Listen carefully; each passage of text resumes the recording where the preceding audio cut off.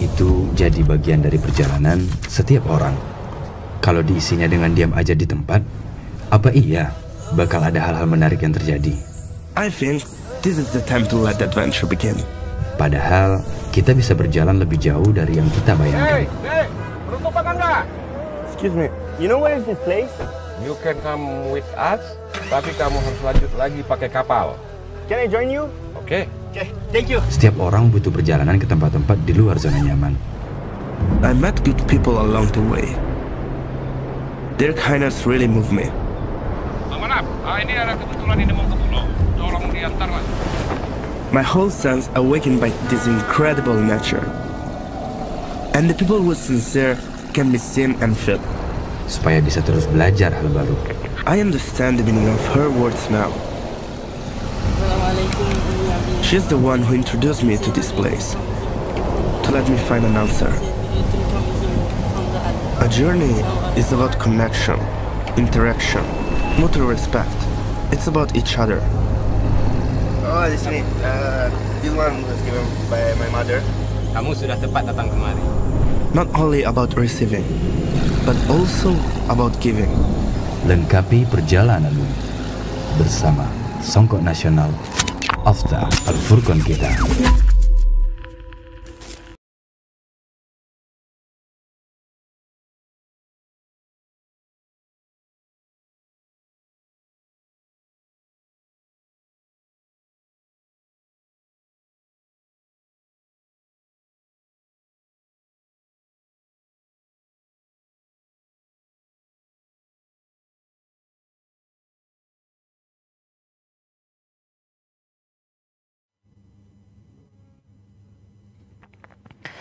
Bismillahirrahmanirrahim.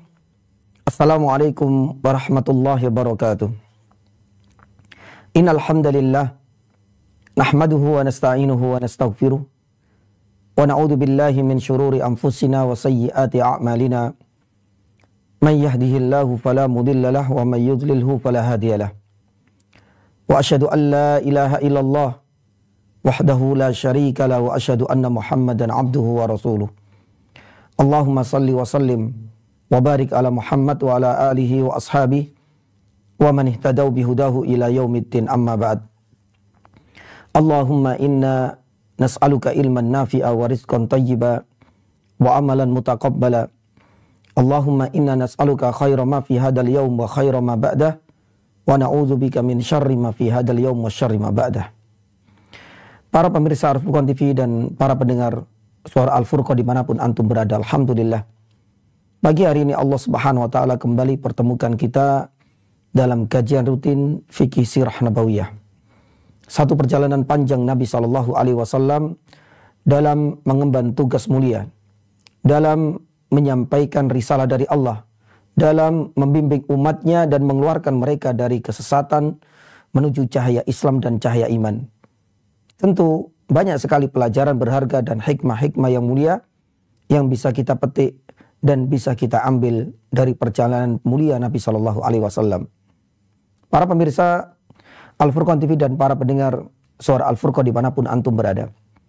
Pada pertemuan sebelumnya, kita telah menyampaikan satu tema tentang khalwat. Bagaimana Nabi SAW hampir selama 6 bulan mengasingkan dirinya di Gua Hira. Dan ini adalah salah satu di antara cara Nabi SAW untuk lebih fokus beribadah kepada Allah dan guna untuk menjauhkan dari segala bentuk hingar-bingar kesyirikan yang itu sudah menjadi budaya masyarakat jahiliyah yang itu mengakar kuat di kota Makkah. Nabi SAW sudah mulai jengah. Rasulullah SAW sudah mulai risih dengan kondisi masyarakatnya. Maka ini adalah salah satu cara yang ditempuh oleh Rasulullah SAW. Adapun hari ini kita akan melanjutkan proses turunnya wahyu pertama kali kepada beliau SAW. Hampir semua kitab-kitab sejarah menyantumkan dan menyebutkan kisah ini, dan ini menjadi satu lembaran baru dalam kehidupan Nabi SAW. Ketika Rasulullah SAW sedang bertahanus di Gua Hira, tanpa disadari turunlah malaikat Jibril yang itu bisa kita temukan dan bisa kita jumpai kisah lengkapnya ada di dalam beberapa kitab-kitab sahih. Salah satunya di dalam Sahih Bukhari, di awal-awal hadis yang beliau cantumkan, pun demikian di dalam kitab Sahih yakni Muslim. Namun kali ini kita akan menyebutkan cerita tentang permulaan turunnya wahyu kepada Nabi SAW yang kita ambil dari Sahih yakni Bukhari, dari riwayat Aisyah radhiyallahu taala yakni anha. Para pemirsa Al-Furqan TV dan para pendengar suara Al-Furqan dimanapun antum berada, kisah ini adalah kisah nyata. Meskipun tidak sedikit di kalangan orang-orang yang benci terhadap Rasulullah SAW, dan tidak sedikit pula di kalangan orang-orang orientalis yang semenjak awal mereka tidak suka dengan kepribadian Rasulullah dan syariat Islam, selalu mencari celah, selalu menebarkan syubhat tentang kevalidan dan kesahihan yang kisah ini. Meskipun kisah ini tercantum dalam Sahih Bukhari, akan tetapi mereka tetap berupaya bagaimana syubhat-syubhat mereka gencarkan agar kaum muslimin semakin lama semakin meragukan kesahihan dan kevalidan kisah ini. Kalaulah kita buka di dalam Sahih Bukhari di awal, kita akan temukan bab kitab yang kitab Bad'il Wahyu. Ya, kitab tentang bab besar berkaitan dengan permulaan wahyu. Dan hadis yang pertama kali disebutkan oleh Imam Bukhari adalah riwayat tentang turunnya wahyu pertama kali ini dari Aisyah radhiyallahu taala anha. Aisyah radhiyallahu taala anha meriwayatkan hadis ini dari Nabi SAW. Beliau bercerita, kana inna awwala ma budi'a bihi Rasulullah SAW minal wahyi ar-ru'ya as-salihah minan naum. Fin naum. Jadi hal yang pertama kali turun kepada Rasulullah SAW dari wahyu itu adalah mimpi as-salihah atau mimpi as-sadiqah. Mimpi yang dilihat oleh Nabi SAW yang sesuai dengan kenyataan. Ini yang membedakan antara mimpi kita manusia biasa dengan mimpi yang dialami oleh Rasulullah SAW sebelum turunnya 5 ayat pertama dari surat Al-Alaq. Ini berlangsung cukup lama. Nanti kita akan sampaikan berapa lama Nabi SAW mengalami mimpi sesuai dengan kenyataan ketika ia terbangun dari malam panjangnya. Nanti kita akan sampaikan insyaallah ta'ala di beberapa faidah. Saat itulah kemudian Rasulullah SAW ketika melihat dalam mimpi yang sesuai dengan kenyataan, beliau akhirnya lebih memilih opsi untuk at-tahannus. Beliau akhirnya kemudian mengasingkan diri beribadah kepada Allah, dan dipilihlah Gua Hira sebagai tempat pengasingan beliau SAW. Maka hingga pada suatu malam, ja'ahul malak. Ini pun menjadi salah satu syubhat yang nanti kita akan sampaikan. Datanglah malaikat. Siapa itu? Beliau adalah Jibril alaihissalam. Ketika datang Jibril alaihissalam dalam wujud manusia, tanpa diundang, tanpa disadari, tanpa disangka-sangka pula oleh Rasulullah SAW, Nabi SAW akhirnya kemudian diperintahkan untuk membaca Iqra. Tapi dengan keteguhan jiwanya, Nabi SAW menjawab dengan kejujuran hatinya pula, ma ana biqari'in. Dan ini nanti ada faedah yang sangat besar dari kalimat Nabi SAW ini. Ma ana biqari'in, saya nggak bisa membaca. Akhirnya Rasulullah SAW didekap lagi oleh malaikat Jibril dengan begitu kuatnya hingga Nabi SAW merasa nggak kuat dan merasa capek banget ketika didekap dengan kuat, dipeluk yakni dengan kerasnya oleh malaikat Jibril. Kemudian dilepas. Malaikat Jibril mengulangi pertanyaan yang kedua. Iqra, bacalah. Ternyata Nabi SAW menjawab dengan jawaban yang sama. Ini menunjukkan kejujuran. Tak mungkin Nabi SAW yang berbohong bahwasanya beliau bisa membaca. Maka jawaban yang kedua pun terucap dari lisan Nabi SAW. Ma ana biqari'in, saya nggak bisa membaca. Nabi SAW akhirnya dipeluk dengan kerasnya oleh malaikat Jibril alaihissalam. Sampai kemudian melihat Nabi SAW terengah-engah. Akhirnya dilepas lagi dekapan malaikat Jibril dari Nabi SAW. Iqra yang ketiga kalinya. Nabi SAW menjawab dengan jawaban yang sama. Ma ana biqari'in. Saya nggak bisa membaca. Ini menunjukkan bahwasanya Nabi SAW memang adalah seorang ummi. Inilah faedah yang akan nanti kita sampaikan pula. Saya nggak bisa membaca semenjak kecil. Sampai Nabi SAW pertama kali turun wahyu setelah ini, itu pun sama. Ma'ana biqari'in, saya nggak bisa membaca.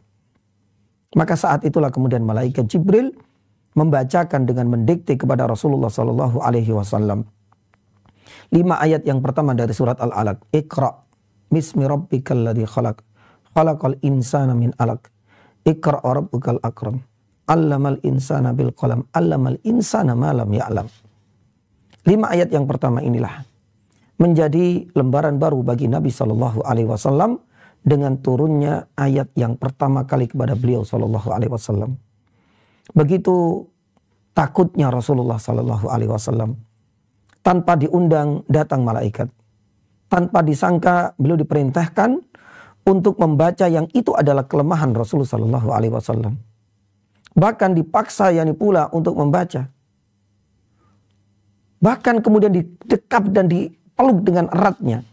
Tentu perasaan Nabi SAW ya begitu takut dan begitu cemas yang akhirnya beliau tinggalkan Gua Hira dan bergegas untuk pulang ke rumahnya. Ketika sampai di rumah disambut dengan begitu manis, dengan begitu hangat oleh istrinya tercinta Khadijah radhiyallahu taala anha. Tahu raut wajah Nabi SAW dalam kondisi yang begitu cemas dan ada rasa ketakutan yang mendalam. Nabi SAW mencoba untuk menceritakan apa yang terjadi barusan. Aisyah menceritakan, inilah salah satu di antara kelebihan yang dimiliki oleh istri pertama Nabi SAW, Khadijah. Di mana dahulu pernah kita sampaikan salah satu keutamaan Khadijah memiliki sifat al-anat, sikap cerdas yang dibalut dengan ketidakburu-buruan dalam mengambil sikap. Dan ini yang sangat dibutuhkan oleh Rasulullah SAW, terutama di awal-awal dakwah. Melihat kondisi suaminya yang begitu merasakan kecemasan mendalam pun demikian dengan ketakutan, akhirnya Khadijah mengatakan, wallahi la yukzika Allah abadan, wahai suamiku.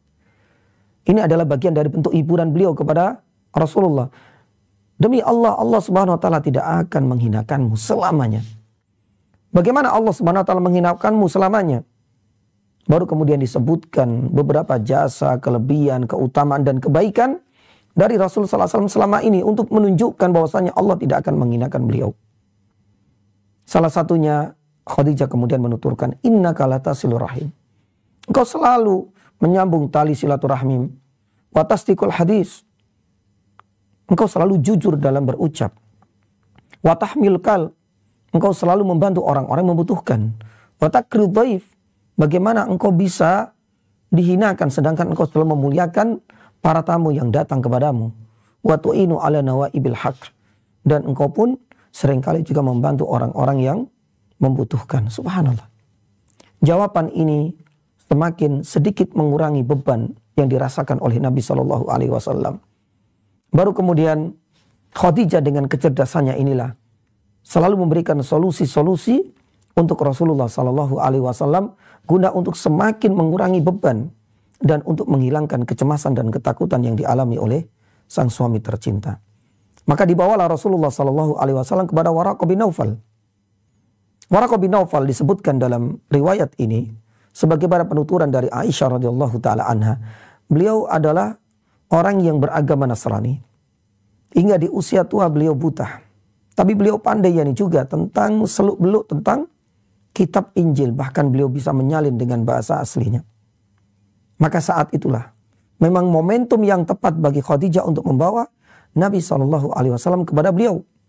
Karena beliau adalah orang yang paling tahu dengan kondisi seperti ini. Maka ketika Rasulullah SAW menyampaikan cerita, pertama kali beliau mendapatkan wahyu pertama kali kepada Waraqah bin Naufal. Maka saat itu Waraqah mengatakan apa? Ya, hadan namus. Ini adalah namus. Ini adalah pembawa berita rahasia. Merujuk kepada Nabi, kepada Jibril alaihissalam. Ini adalah namus. Kenapa beliau menggunakan kata namus? Karena namus itu adalah istilah yang kerap kali beliau jumpai di dalam kitab-kitab suci sebelumnya, sebelum Al-Quran. Makanya beliau mengaitkan hadan namus alladzina unjila ala Musa. Ceritamu ini wahai Muhammad persis yakni dengan pembawa berita atau wahyu yaitu Jibril sebagaimana yang ada di dalam kitab Injil tatkala menceritakan bahwasanya Namus itu juga pernah menurunkan wahyunya kepada Nabi Musa alaihissalam. Begitu terkejutnya Nabi SAW ternyata apa yang dialami oleh Rasul SAW itu membawa satu kebanggaan tersendiri untuk melanjutkan tali estafet dakwah para nabi sebelumnya. Baru kemudian Waraqah mengatakan, Ya laitani fiha jaza'an. Ya, seandainya aku masih muda dan aku masih hidup. Ya, ketika khina yukhrijuka qaumuk.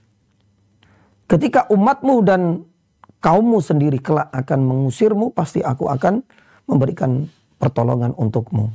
Nabi SAW terkejut. Bagaimana mungkin? Awamukhrijiyahum. Apakah mereka kelak akan mengusirku dari tempat kelahiranku ini? Dari kota Mekah. Padahal paman-pamanku, kakekku, mereka adalah legenda dan mereka adalah pahlawan dan mereka adalah pemimpin suku Quraisy. Bagaimana mungkin mereka akan mengusirku dari tempat kelahiranku ini? Ini yang menjadikan Rasulullah SAW terkejut. Nabi SAW akhirnya agak sedikit kalut. Bagaimana mungkin? Karena di tempat itulah Nabi SAW separuh yang hidupnya menghabiskan usia, menghabiskan umurnya di tempat kelahiran tersebut. Dan tidak terbayangkan bagaimana kelak ia akan diusir dari kota Mekah. Barulah kemudian Waraqah menyampaikan alasannya kenapa Nabi SAW akan diusir dari tempat kelahirannya. Waraqah kemudian menuturkan, lam ya'ti rajulun qat bimithil ladzi ursilta bihi illa udiya. Wahai Muhammad, kalau memang benar apa yang engkau sampaikan itu adalah berasal dari Namus, malaikat Jibril yang turun kepadamu dengan membawa wahyu sebagaimana yang dialami oleh Nabi Musa sebelumnya, dan kelak engkau akan diusir dari kota Mekah, itu sudah menjadi sunnatullah yang tidak bisa ditolak. Karena semua para nabi ketika menyampaikan wahyu akan mengalami hal yang sama. Illa udiya, akan dimusuhi, akan diintimidasi, akan diteror, bahkan juga akan diusir dari tempat yang kelahirannya. Itu juga dialami oleh banyak para nabi. Maka engkau harus sabar. Inilah di antara cerita yang disebutkan oleh Aisyah radhiyallahu taala anha dalam Sahih Bukhari pun demikian di dalam Sahih Muslim. Sebenarnya ada beberapa riwayat-riwayat yang lain. Misalnya di dalam kitab Al-Mustadrak Imam Al-Hakim menyebutkan akal ini pun demikian dalam Musnad Imam Ahmad. Tapi cukuplah cerita ini yang ada di dalam Sahih Bukhari mewakili dari semua riwayat-riwayat tentang kesahihan Nabi SAW ketika pertama kali menerima wahyu dari Allah Subhanahu Wa Taala melalui perantara malaikat yakni Jibril. Para pemirsa Al-Furqan TV dan para pendengar suara Al-Furqan dimanapun antum berada. Dari cerita ini ada banyak sebenarnya faedah dan pelajaran berharga yang bisa kita petik darinya. Yang pertama, kapan turunnya wahyu pertama kali kepada Nabi SAW. Kalau kita berbicara tentang waktu, maka kita akan berbicara tentang beberapa poin. Yang pertama adalah tempat. Para ulama sepakat bahwasanya tempat Nabi SAW pertama kali menerima wahyu adalah di Gua yakni Hira. Apakah Gua Hira itu adalah tempat peribadatan ataukah hanya sebagai tempat bersejarah? Nanti kita akan sampaikan pada faedah yang keempat bi'nillahi ta'ala atau yang kelima. Setelah tempat, kita akan berbicara tentang hari. Para ulama pun sepakat bahwasanya pertama kali wahyu turun kepada Rasulullah SAW itu tepat di hari Senin. Bahkan ini didukung oleh sebuah riwayat yang sahih dari Abi Qatadah Al-Harits ibn Rib'i radhiyallahu taala anhu, disebutkan dalam Sahih Muslim, di mana Rasulullah SAW pernah ditanya tentang puasa sunnah beliau di hari Senin. Rasulullah Shallallahu Alaihi Wasallam menjawab, fihi wulidtu, karena hari Senin itu adalah hari di mana aku dilahirkan. Wa fi unzila alayya, dan di hari itu pula aku mendapatkan dan aku menerima wahyu pertama kali. Maka dari hadis inilah para ulama sepakat bahwa hari Senin adalah hari di mana Nabi Sallallahu Alaihi Wasallam dilahirkan, sekaligus hari di mana Nabi Sallallahu Alaihi Wasallam pertama kali menerima wahyu. Adapun selanjutnya adalah mengenai tanggal dan bulan. Sedangkan untuk tanggal dan bulan, kita dahulukan bulan terlebih dahulu. Imam Ibnu Qayyim rahimahullah dalam kitabnya Zadul Ma'ad menjelaskan, untuk mengenai bulan di mana turunnya wahyu pertama kali kepada Rasul Sallallahu Alaihi Wasallam di Gua Hira masih menjadi perdebatan di kalangan para ulama, terutama para sejarawan. Ada 3 pendapat kata Imam Ibnu Qayyim. Salah satunya ada yang mengatakan di bulan Rabiul Awal, di tanggal 8 Rabiul Awal. Ada yang mengatakan di akhir-akhir bulan Ramadan. Dan ada yang mengatakan turun di bulan Rajab. Ini adalah di antara 3 pendapat di kalangan yakni para ulama. Ya. Akan tetapi tidak sedikit di kalangan para ulama yang merujuk kepada 2 pendapat yang pertama. Antara Rabiul Awal dan antara bulan Ramadan.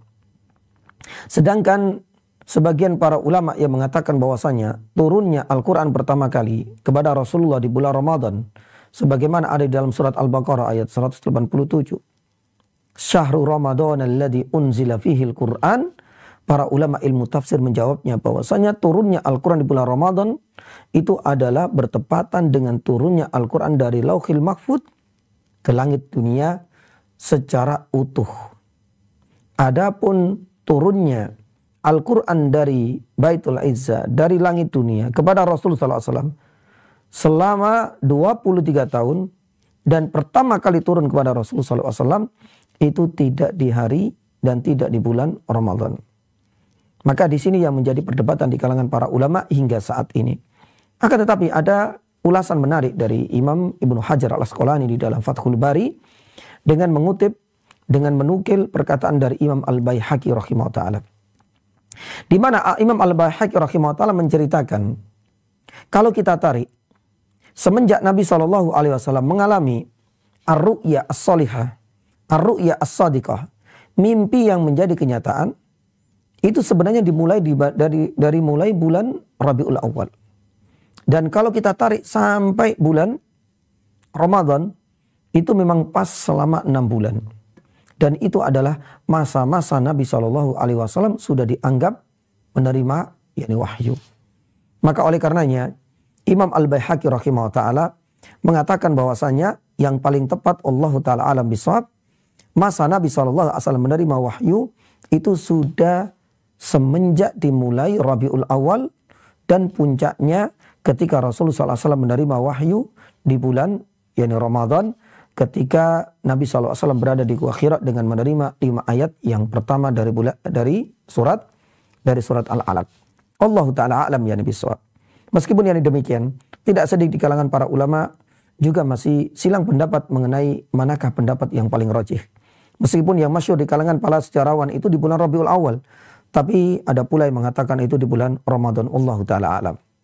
Maka oleh karenanya kita menjawab bahwasanya seandainya bulan di mana Al-Quran diturunkan pertama kali 5 ayat pertama dari surat Al-Alaq kepada Rasulullah SAW masih diperdebatkan bulannya, apalagi tanggalnya. Maka sikap yang tepat dalam menyikapi hal ini adalah untuk masalah tempat sudah disepakati, untuk masalah hari sudah menjadi konsensus para ulama. Adapun untuk masalah tanggal dan bulan, ini tidak boleh bagi kita untuk terlalu menguras energi dengan mencari pendapat yang lebih mendekati kebenaran. Meskipun masyhur di kalangan para ulama itu adalah di bulan Rabiul Awal, akan tetapi kalau seandainya kita katakan bulan Ramadan sebagaimana tadi sudah kita sampaikan, juga ada beberapa hujah-hujah yang menguatkannya. Maka yang paling tepat kita anggap ini adalah bagian dari sesuatu yang dianggap tidak penting bagi kita untuk mengetahuinya. Maka ini adalah pendapat dari Syekh Muhammad bin Shalih Al-Utsaimin. Syekh Muhammad bin Shalih Al-Utsaimin seringkali mengingatkan ketika berkaitan dengan tempat atau waktu di mana Allah Subhanahu wa taala tidak menjelaskan secara spesifik, maka ingatlah, itu menunjukkan bahwasanya untuk mengetahui tempat atau waktu yang memang sengaja Allah Subhanahu wa taala tidak ekspos di dalam Al-Qur'an maupun di dalam hadis, itu menunjukkan tidak penting bagi kita untuk mengetahuinya. Karena tidak ada unsur-unsur ibadah di mana kita melakukannya, dan tidak ada unsur-unsur sunnah di mana kita mengikuti Rasulullah Shallallahu Alaihi Wasallam. Maka Syekh Utsaimin rahimahullah taala ketika dahulu menjawab mengapa Allah Subhanahu Wa Taala menyembunyikan tanggal kelahiran Rasulullah Shallallahu Alaihi Wasallam, karena pada hakikatnya ini nggak penting untuk diketahui dan memang tidak ada kaitannya dengan unsur-unsur ibadah.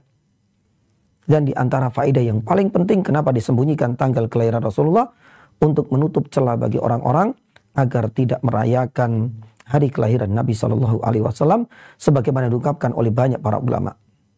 Pun demikian mengenai hal ini, kalau dikatakan kenapa Allah Subhanahu Wa Taala tidak menjelaskan secara gamblang sebagaimana hari di mana Nabi Shallallahu Alaihi Wasallam menerima wahyu dalam hadis yang sahih di hari Senin, tapi untuk masalah tanggal dan bulan masih menjadi perdebatan di kalangan para ulama, karena memang tidak penting dan memang tidak ada kaitannya dengan ibadah-ibadah dan ritual-ritual yang lain.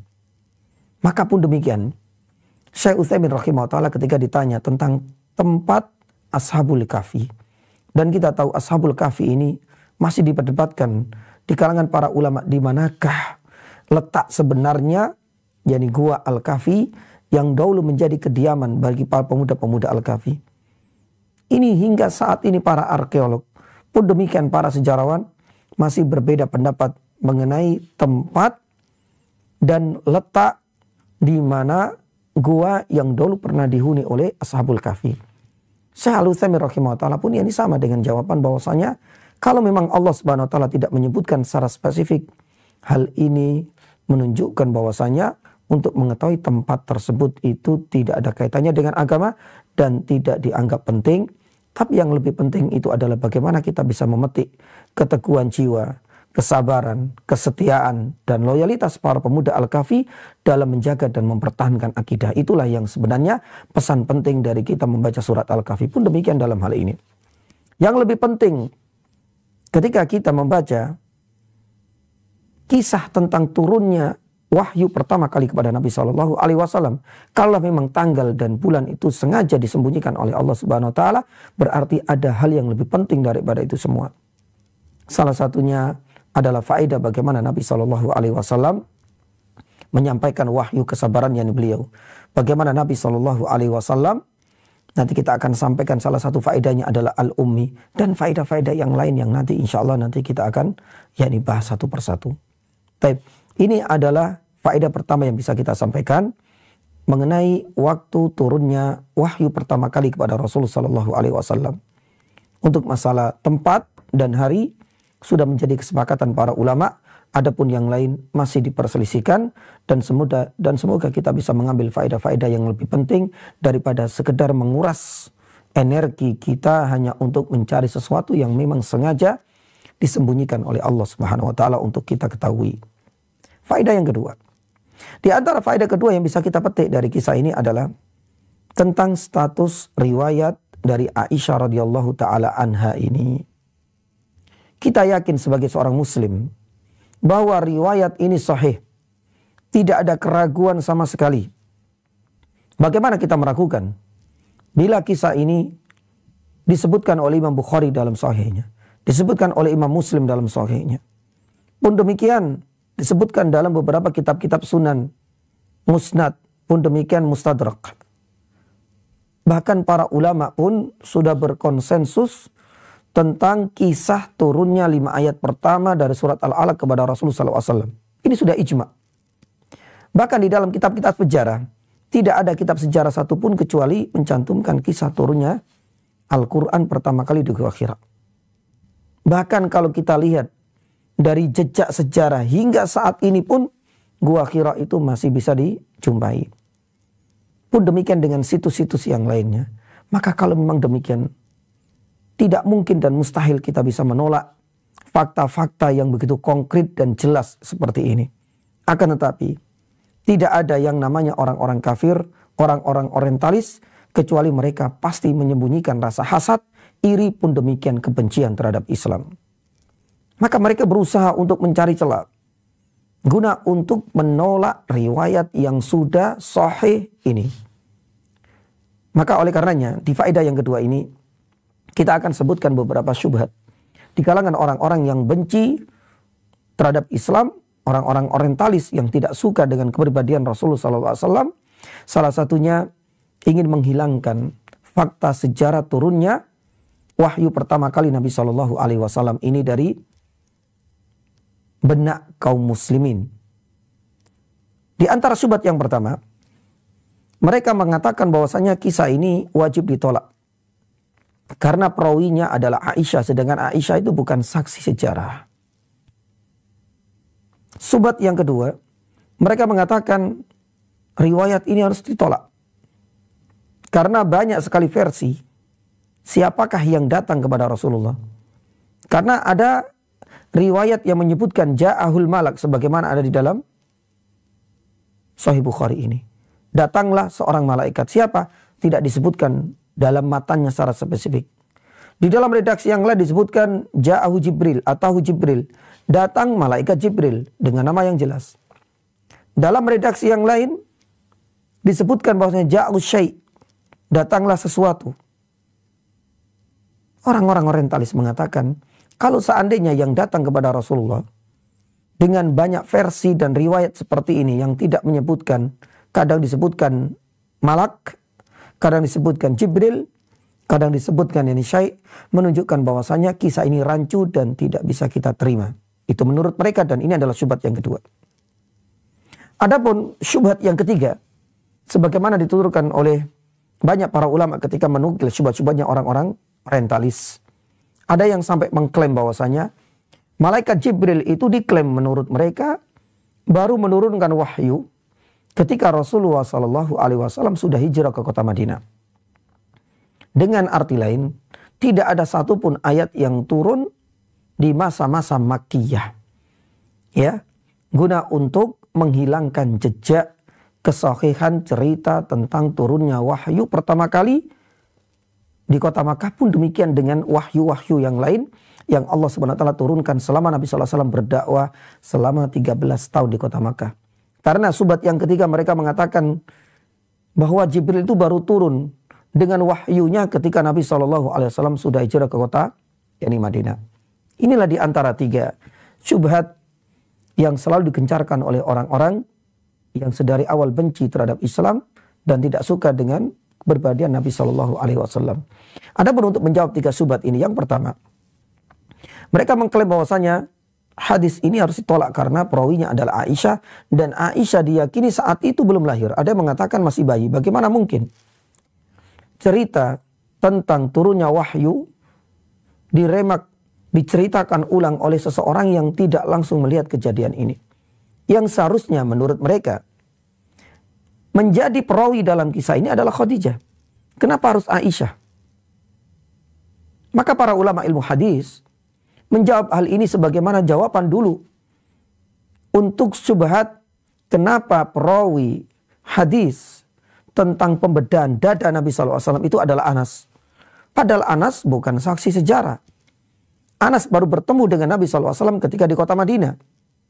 Sedangkan pembedahan dada itu di kota Taif. Dan itu masa kecil Nabi SAW. Anas belum lahir. Kenapa Anas tiba-tiba menjadi perawi?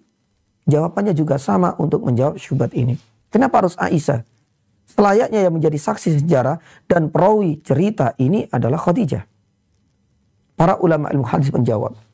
Yang pertama, bahwasanya untuk menjadi perawi hadis itu bukan harus orang yang melihat langsung kejadian. Dan ini sebagaimana yang kita ketahui pada terkadang kita mengenal ada seorang pakar sejarah atau sejarawan. Padahal pakar sejarah dan diplot ini sebagai sejarawan, nggak semuanya sejarawan itu adalah orang yang harus melihat kejadian dengan mata telanjang. Kita mengenal ada sejarawan tentang G30 SPKI dan masih hidup hingga saat ini. Dia dianggap sebagai pakar sejarah. Tapi kenyataannya apa? Apakah dia melihat langsung kejadian detik-detik, ya, misalnya para jenderal dimasukkan ke lubang buaya misalnya? Dia nggak menjadi saksi sejarah. Tapi kenapa banyak orang menyebut dia sebagai pakar sejarah dan sejarawan? Itu bisa dibuktikan lewat analisa, membaca, riset, penelitian. Yang akhirnya kemudian didaulat menjadi seorang sejarawan.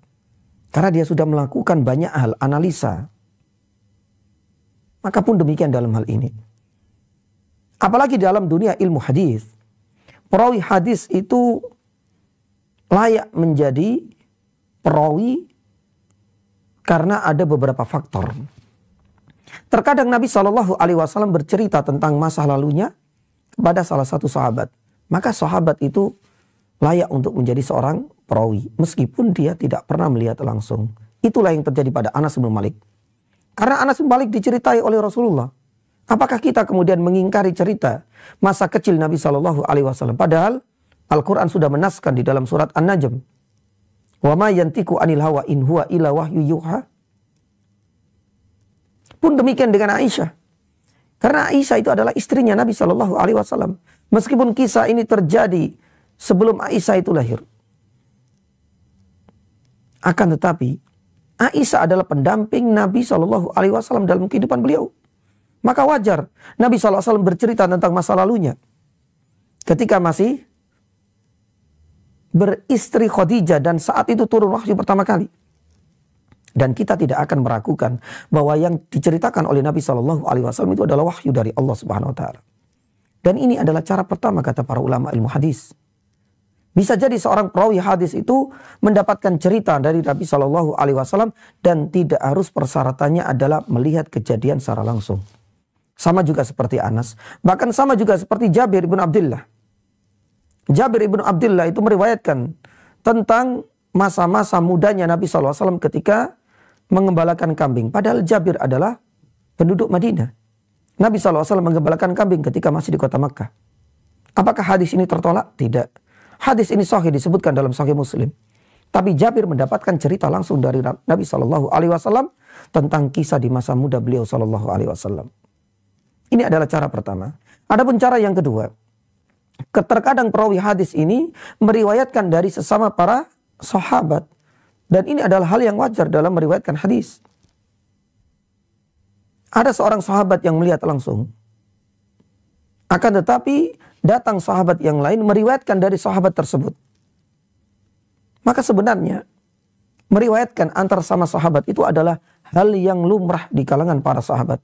Dan hadis itu tetap dijanjikan sebagai hadis yakni as-sahih. Maka oleh karenanya ini adalah di antara beberapa jawaban yang dikemukakan oleh para yakni ulama untuk membantah syubhat yang pertama yang mereka klaim bahwasanya riwayat ini wajib ditolak dikarenakan perawi yaitu Aisyah bukan menjadi saksi sejarah. Taib.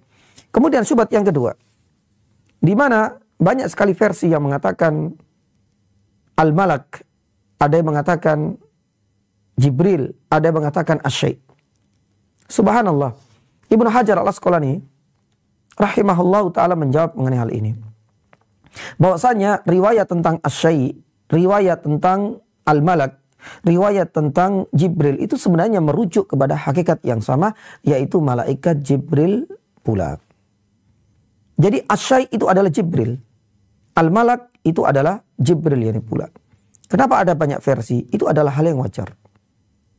Dalam bahasa kita, para pemirsa Al-Furqan TV dan para pendengar Suara Al-Furqan di mana antum berada. Terkadang ketika kita menggambarkan dan mendeskripsikan seseorang itu kadang-kadang dengan berbagai versi yang berbeda. Kadangkala ya versi seorang wartawan ketika menceritakan telah datang presiden ke-7 atau presiden ke-5 tanpa menyebut nama. Akan tetapi dalam redaksi yang lain seorang wartawan dan jurnalis menggunakan redaksi yang berbeda. Ya, dia adalah putra dari sang proklamator misalnya. Kadang-kadang dengan bahasa yang lain. Ya, orang yang terhormat dan penguasa nomor satu di negara ini. Sebenarnya perbedaan diksi ini bukan kemudian akhirnya kita tolak berita tersebut. Tapi sebenarnya semua kalimat yang berbeda ini merujuk kepada hakikat yang sama, orang yang sama. Pun demikian di dalam riwayat ini. Makanya Ibnu Hajar al-Asqalani rahimahullah ta'ala menjelaskan bahwasannya ketika redaksi yang lain menyebut syai', redaksi yang lain menyebut Jibril, redaksi yang lain menyebut malak, itu semuanya merujuk kepada hakikat yang sama, ya, makhluk yang sama, dan itu adalah malaikat, yakni Jibril. Ini adalah bantahan dari Ibnu Hajar al-Asqalani untuk syubhat yang kedua. Adapun yang syubhat yang ketiga, ini adalah syubhat yang sangat lemah, yakni sekali. Di mana disebutkan, ya, bahwa salah satu di antara, ya, kelemahan riwayat ini menurut orang-orang orientalis, ya, tidak selayaknya cerita ini dijadikan sebagai hujjah, sebagai sandaran tentang turunnya wahyu pertama kali kepada Nabi SAW, karena mereka mengklaim Jibril itu baru turun kepada Rasulullah SAW dengan membawa wahyu ketika Rasulullah SAW ke kota Madinah. Hal ini sebenarnya terbantahkan dengan turunnya beberapa surat-surat Makkiyah, dan itu paling banyak juga. Salah satunya, kalau kita lihat di dalam Juz Amma, itu didominasi oleh surat-surat Makkiyah. Tapi ada yang mengatakan kita pengen surat Makkiyah di mana di situ disebutkan Jibril turun menyampaikan wahyu. Tidakkah kita membaca surat Maryam? Surat Maryam disepakati itu adalah Makkiyah. Dan di dalam surat Maryam diceritakan malaikat Jibril itu juga turun kepada Maryam. Di surat Maryam ayat 17, Allah Subhanahu wa taala mengisahkan fa arsala ruhan fatamatsala la basyaran sawiyya. Ketika malaikat Jibril itu meniupkan ruh ke dalam rahim Maryam, malaikat Jibril diperintahkan oleh Allah Subhanahu wa taala. Dan para ulama sepakat surat Maryam ini adalah surat Makkiyah. Berarti tidak hanya di dalam kisah ini saja malaikat Jibril turun dengan wahyu. Dan kita tahu surat Al-Alaq adalah surat Makkiyah. Pun demikian dengan surat Maryam ketika bercerita lama jauh. Di saat malaikat diperintahkan oleh Allah Subhanahu wa taala, Jibril diinstruksikan oleh Allah Subhanahu wa taala untuk meniupkan ruh ke dalam rahimnya Maryam, dan itu terabadikan dalam surat Maryam, salah satunya ya di ayat yang ke-17. Pun demikian kita mengenal bahwasanya malaikat Jibril alaihissalam turun kepada Nabi SAW di fase Makkiyah. Bahkan dengan turunnya surat Al-Muddathir diabadikan oleh Allah Subhanahu wa taala di dalam surat At-Takwir ayat yang ke-23. Walaqad ra'ahu bil ufuqil mubin. Ketika Allah Subhanahu wa taala menampakkan, malaikat Jibril itu menampakkan wujud aslinya bil ufuqil mubin di hadapan Nabi SAW. Kapan itu terjadi? Di masa-masa Makkiyah. Itu sebelum turunnya surat Al-Muddathir. Dan itu disebutkan, dicantumkan, diabadikan oleh Allah Subhanahu wa taala dalam surat At-Takwir ayat 24. Surat At-Takwir Makkiyah. Tidak hanya surat Maryam. Di situ ada cerita tentang malaikat Jibril. Tidak hanya surat Al-Alaq. Bahkan di dalam surat At-Takwir pun demikian. Bahkan kalau seandainya kita meloncat lagi ke surat yang lain, di mana malaikat Jibril itu menampakkan wujud aslinya di dalam kisah yang sangat masyhur yang insya Allah nanti kita akan sampaikan pada saatnya, Isra Mi'raj. Allah Subhanahu wa taala abadikan di dalam surat An-Najm ayat 13 dan ayat yang ke-14. Walaqad ra'ahu nazlatan ukhra inda sidratil muntaha. Nabi SAW melihat lagi malaikat Jibril turun, melihat langsung wujud aslinya yang kedua kalinya. Kapan itu? Inda sidratil muntaha, dalam peristiwa yang sangat heroik, yaitu Isra Mi'raj, dan itu diabadikan dalam surat An-Najm, dan surat An-Najm termasuk di antara surat-surat yakni Makkiyah. Maka ini adalah di antara bantahan kepada orang-orang orientalis, terutama ketika mereka mengklaim secara serampangan, menyebar syubhat, bahkan menganggap bahwasanya malaikat Jibril itu baru turun di masa-masa Madaniyah. Ini tertolak dengan banyaknya surat yang Allah turunkan di masa-masa Makkiyah, bahkan di dalam beberapa surat Allah Subhanahu wa taala abadikan turunnya malaikat Jibril kepada Rasulullah sallallahu alaihi wasallam. Tidak hanya di dalam surat Al-Alaq, ada dalam surat Maryam, ada di dalam surat At-Takwir, pun demikian dalam surat An-Najm. Nah, inilah di antara beberapa jawaban yang dikemukakan oleh para ulama untuk membantah 3 syubhat. Baik syubhat yang pertama terkait Aisyah radhiyallahu taala anha, atau syubhat yang kedua, ya, di mana mereka menolak cerita dan kisah ini karena banyak versi yang sudah dibantah oleh Imam Ibnu Hajar Al-Asqalani, maupun termasuk di antaranya adalah, ya, syubhat yang ketiga. Mereka mengklaim bahwasanya Jibril itu belum turun guna untuk menolak riwayat ini. Karena riwayat ini pasti Nabi SAW masih di kota Makkah. Maka guna untuk menolak, mereka membuat sebuah syubhat besar bahwasanya cerita ini tidak layak dijadikan sebagai acuan karena Jibril itu baru turun di kota Madinah. Ini tertolak dengan banyaknya surat-surat yang tadi sudah kita sampaikan. Para pemirsa Al-Furqan TV dan para pendengar Suara Al-Furqan dimanapun antum berada. Adapun di antara faedah yang ketiga, yang terakhir, yang insya Allah bagian kedua kita akan sambung pada pertemuan selanjutnya. Faedah yang ketiga yang bisa kita petik dari cerita dan kisah ini adalah tentang ar-ru'ya as-salihah atau ru'ya as-sadiqah. Mimpi yang sesuai dengan kenyataan. Para ulama sepakat bahwasanya faedah ketiga yang bisa kita petik dari kisah ini adalah Nabi SAW mengalami muqaddimah sebelum resmi menjabat statusnya sebagai seorang nabi. Dan kalau kita tilik, ya, para ulama memang berbeda pendapat mengenai hal ini. Ada yang mengatakan ini adalah bagian dari wahyu, ada yang mengatakan ini adalah bagian dari irhas. Memang ada silang pendapat mengenai istilah yang paling tepat untuk mengungkapkan hal ini. Sebagian ulama mengatakan bahwasanya apa yang terjadi semenjak kecil Nabi SAW itu adalah mukjizat. Meskipun beliau itu belum menerima wahyu dengan turunnya Al-Quran. Tapi ada yang mengatakan bahwasanya muqaddimah sebelum turunnya ayat Al-Quran itu disebut dengan irhas. Ya, namun sebagian ulama mengatakan bahwasanya paling tepat ya sudah kita pakai muqaddimah ya ini saja. Muqaddimah sebelum turunnya Al-Quran kepada Nabi SAW. Salah satunya kalau kita dulu merujuk di usia 4 tahun Nabi SAW, pembedahan dada Nabi SAW. Ini adalah bagian dari muqaddimah. Allah SWT sudah mempersiapkan jauh-jauh hari dengan menunjukkan muqaddimah. Sebelum kelak Al-Quran itu diturunkan kepada Nabi SAW. Di antara muqaddimah yang lain, Nabi SAW ketika di kota Makkah ini ada sebungkah batu yang pernah mengucapkan salam kepada Rasulullah. Makanya dalam sebuah hadis sahih, dalam Sahih Muslim dari Jabir ibnu Samrah radhiyallahu taala anhu, Nabi SAW pernah bercerita, ya, aku pernah menjumpai hajaran di Makkah kana yusallimu alaika qabla an ub'ats.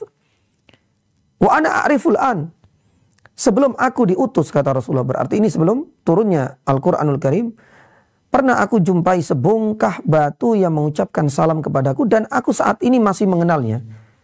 Di mana tempatnya, seperti apa bentuknya. Setelah aku diutus. Maka salamnya sebongkah batu kepada Nabi SAW ini adalah bagian dari bentuk muqaddimah. Karena ini adalah sebuah kejanggalan yang tidak dialami oleh manusia-manusia biasa layaknya kita. Pun demikian, di antara muqaddimah-muqaddimah yang lain itu banyak kita jumpai. Dahulu tatkala kita menyampaikan tentang kisah pertemuan Rasulullah dengan Bukhairah. Nabi SAW sepanjang perjalanan itu selalu dinaungi oleh awan. Ini adalah bagian dari muqaddimah. Sebelum Nabi SAW kelak menjadi seorang Nabi. Allah Subhanahu Wa Taala benar-benar ini menjaga calon pemimpin dunia, penutup para nabi, manusia terbaik di atas muka bumi ini. Maka Nabi SAW pun ya diceritakan dalam pertemuan dengan Bukhairah sama perjalanan, tidaklah ada pepohonan kecuali mereka sujud kepada Nabi SAW sepanjang perjalanan. Pun demikian, ya, Nabi SAW ketika sampai di Syam, naungan itu tetap menaunginya. Ini adalah bagian dari muqaddimah yang kalau seandainya kita tarik sangat banyak sekali. Maka para ulama mengatakan, yakni bahwasanya muqaddimah itu adalah bagian dari bentuk, ya, bukti-bukti kenabian yang Allah Subhanahu wa taala segerakan. Makanya ada mengatakan ini adalah irhas, ada mengatakan ini adalah bagian dari wahyu atau bagian dari mukjizat. Termasuk diantaranya adalah mimpi yang sesuai dengan kenyataan, kata Imam Baihaqi, berlangsung selama 6 bulan. Kita katakan ini adalah hal yang janggal. Ada mengatakan ini adalah wahyu, ada mengatakan ini adalah muqaddimah dari wahyu. Allahu ta'ala a'lam ya bisawab. InsyaAllah pada pertemuan selanjutnya, kita akan melanjutkan faedah yang keempat, kelima, dan seterusnya. Masih menyisakan banyak sekali faedah-faedah. Di antaranya kenabian itu adalah hak pilihan Allah Subhanahu wa taala. Termasuk di antaranya kita akan membicarakan tentang gua Hira. Kita akan membicarakan yang pula tentang wahyu itu seperti apa definisinya. Kemudian kita akan membahas pula apakah Nabi SAW itu adalah ummi ataukah tidak. Ini yang paling banyak syubhatnya. Termasuk nanti kita akan sampaikan faedah tentang pentingnya kita memiliki istri yang solehah, sebagaimana ditunjukkan oleh Khadijah. Termasuk di antaranya, ya, kita akan membahas pula tentang status dan biografi dari Waraqah. Waraqah kelak ini masuk Islam ataukah tidak? Kalau seandainya masuk Islam disebut sebagai seorang sahabat, ataukah yani tidak? Ini pun menjadi silang pendapat di kalangan para ulama dan sejarawan. Semoga Allah Subhanahu wa taala mudahkan kita di lain kesempatan untuk menjelaskan beberapa faedah yang belum tuntas kita sampaikan hari ini. Dan semoga apa yang kita sampaikan hari ini memberikan manfaat untuk kita semua. Subhanallah, asyhadu an la ilaha illa anta astaghfiruka wa atubu ilaik. Wassallallahu ala nabiyyina Muhammadin wa ala alihi washabihi wasallam. Wassalamualaikum warahmatullahi wabarakatuh.